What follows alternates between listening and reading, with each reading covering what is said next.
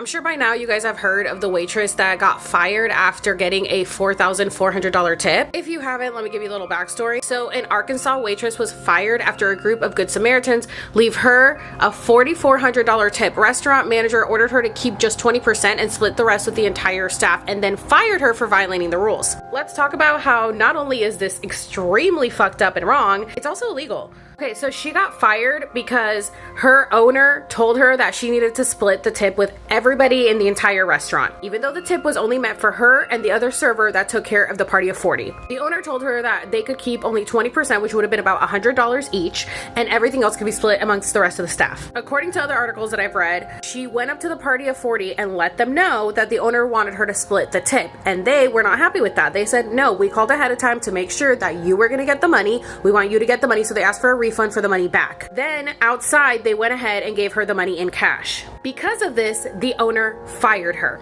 because they said that she violated the rules because she talked to them about the tipping system, even though they have never once pulled tips in this restaurant. Now, I think that's grounds for wrongful termination, but in the state of Arkansas, I don't know if it's like the state of California or California where you pretty much can get fired for anything, right? But here's where we get into the legalities of everything. I made several videos about how under the Trump administration, the law changed to where you can have tip sharing between tipped and non-tipped employees, example between servers and cooks, but only if the restaurant pays the entire staff minimum wage. And I know that in Arkansas, the servers don't make minimum wage. They probably make about $2.13 an hour like Texas does. So as you can see right here, the change in the law means that restaurant operators in most states, including 7 states that do not have tip credit, California, Oregon, Washington, Nevada, Minnesota, Montana, and Alaska, are now free to ask servers to tip out the back of house, provided that they pay employees at least full minimum wage for all hours worked. However, in states such as New York and Massachusetts, due to the particularities of the state law, it remains illegal to share tips with back of house even if the restaurant pays the full minimum wage. I'm gonna go ahead and assume